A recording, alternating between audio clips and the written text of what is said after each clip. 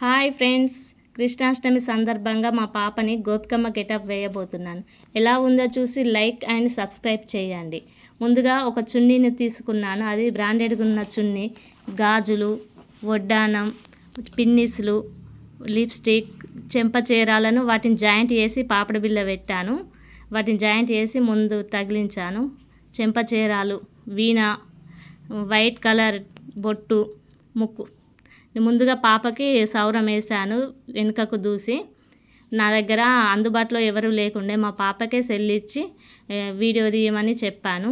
తనే సెల్ పట్టుకొని వీడియో తీస్తుంది. ఆ టైంకు ఎవరు లేకుండా సరిగ్గా వీడియో పట్టరాలేదు తనకి.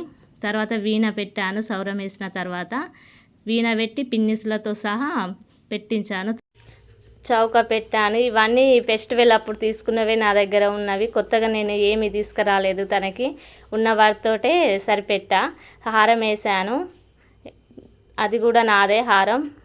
చెంపచీరాలను జాయింట్ చేసి లుకింగ్ కోసం అలా పైన పెట్టాను. అవి పెట్టుతోటే గోపికమ్మ లుకింగ్ వచ్చింది. దానికి పైన పాపడి బిళ్ళ పెట్టాను.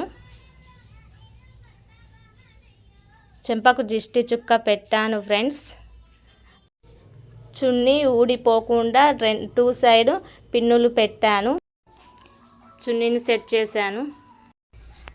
హ్యాండ్స్ ఫ్రీగా రొటేట్ అయ్యేటట్టు చూసుకొని సెట్ చేసుకొని పిన్నులను పెట్టాను.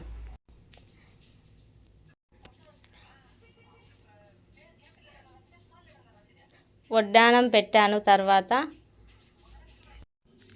ఫైనల్గా మా గోపికమ్మ గెటప్లో రెడీ అయింది. ఎలా ఉందో చూసి లైక్ అండ్ సబ్స్క్రైబ్ చేయండి ఫ్రెండ్స్.